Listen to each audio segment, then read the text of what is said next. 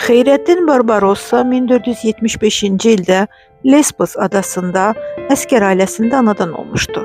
Qardaşı Oruc Osmanlı dəniz donanmasına xidmətə girdikdən sonra Xeyrəddin də qardaşının ardınca bunu etdi. Kiçik yaşlarından dəniz onların ikinci evi oldu. Xeyrəddin dənizdə İspaniyaya qarşı mübarizə aparırdı. Ən böyük qələbəsi 1516-cı ildə Əlcəzairi xristianlardan azad etməsi idi.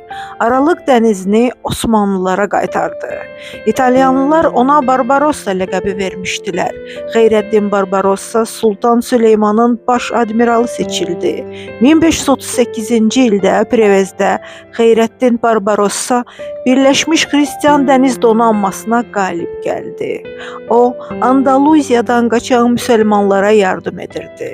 İslam aləminin bir qəhrəmanı idi. 1546-cı ildə vəfat etdi.